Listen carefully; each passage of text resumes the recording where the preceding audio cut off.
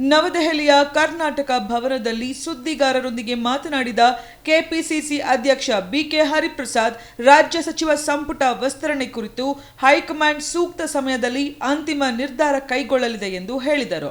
ಇದೇ ವೇಳೆ ಬಿಜೆಪಿ ಶಾಸಕ ಯಶ್ಪಾಲ್ ಶರ್ಮಾ ಅವರ ವಿವಾದಾತ್ಮಕ ಹೇಳಿಕೆ ಕುರಿತು ಪ್ರತಿಕ್ರಿಯಿಸಿದ ಅವರು, ಇಂತಹ ಹೇಳಿಕೆಗಳು ಸಮಾಜದಲ್ಲಿ ಅಶಾಂತಿ ಸೃಷ್ಟಿಸುವಂತಿದೆ. ಜವಾಬ್ದಾರಿಯುತ ಸ್ಥಾನದಲ್ಲಿರುವ ಜನಪ್ರತಿನಿಧಿಗಳು ಸಂವಿಧಾನದ ಆಶಯಗಳಿಗೆ ಅನುಗುಣವಾಗಿ ಮಾತನಾಡಬೇಕು ಎಂದು ಹೇಳಿದರು.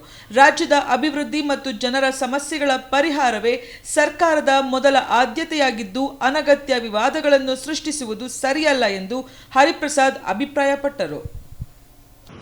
ದಾರಿನಲ್ಲಿ ಹೋಗೋರೆಲ್ಲ ರಾಹುಲ್ ಗಾಂಧಿ ಅವ್ರನ್ನ ಮುಗಿಸ್ತೀವಿ, ಇವರೆಲ್ಲ ಮಹಾತ್ಮ ಗಾಂಧಿ ಇವ್ರನ್ನ ಕೊಲೆ ಮಾಡದಂತ ಗೋಡ್ಸೆ ಸಂತತಿಯವರು, ದಲಿತರ ವಿರೋಧಿಗಳು ಹಾಗೂ ಅಲ್ಪಸಂಖ್ಯಾತರ ವಿರೋಧಿಗಳು.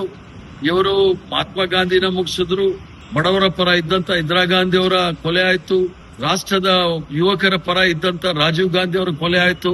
ಬ್ರಿಟಿಷರ ವಿರುದ್ಧ ಜೈಲ್ ಹೋಗಿದ್ದಂತ ಅವರ ಮುತ್ತಾತ ಪಂಡಿತ್ ಜವಾಹರ್ಲಾಲ್ ನೆಹರು ಅವರು, ಇವನ್ನೆಲ್ಲರೂ ಸಹ ಬಗ್ಗು ಬಡಿಯಕ್ಕೆ ಪ್ರಯತ್ನ ಯಾರಿಗೂ ಸಹ ಜಗ್ಗಿಲ್ಲ. ಇವರೆಲ್ಲ ಪೊಳ್ಳು ಬೆದರಿಕೆಗಳಿಗೆ ರಾಹುಲ್ ಗಾಂಧಿ ಅವರು ಬಗ್ಗವರಲ್ಲ. ಅವರ ಹೋರಾಟ ನಿರಂತರವಾಗಿರುತ್ತೆ.